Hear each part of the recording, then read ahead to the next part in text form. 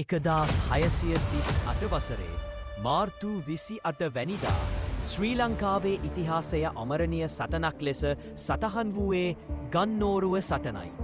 මේ සටන සිදු වූයේ මහනුවර රාජධානිය සහ පෘතුගීසි ආක්‍රමණික හමුදාව අතරයි.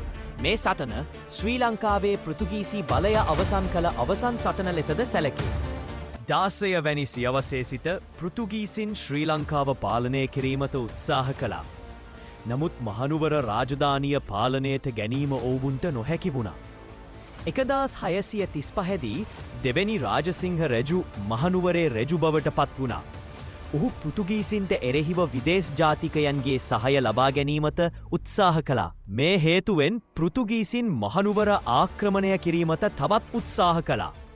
පෘතුගීසි හමුදාව 900ක් සහ කුලී සෙබළුන් 5000ක් සමන් මහනුවරට පැමිණි අතර නගරය හිස්ව තිබුණා. ඔවුන් නගරයේ ගිනි තබා විනාශ කළා. නමුත් ඔවුන් කොළඹට ආපසු යන විට සියලුම මාර්ග සිංහල හමුදාව විසින් අවහිර කර තිබුණා. මහවැලි ගඟ තරණය කළ නොහැකි ලෙස මන්පෙත් කපා තිබුණා. පෘතුගීසි හමුදාව අතිශය දුෂ්කර තත්ත්වකට පත් වුණා.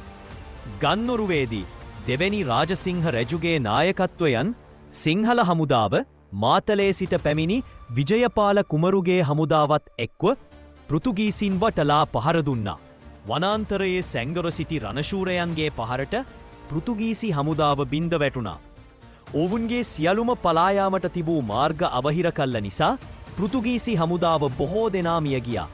සටන අවසන් වූ විට පෘතුගීසි හමුදාවේ සිටි සෙබළුන් 33ක් පමණක් ජීවිතයෙන් බේරාගත්තා.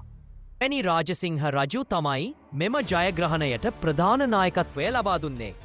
අපේ රටේ නිදහස වෙනුවෙන් අපේ පරම්පරාවන් දුටු රණශූරත්වය එකමුතුව සහ දක්ෂතාව අමතක නොවන්න.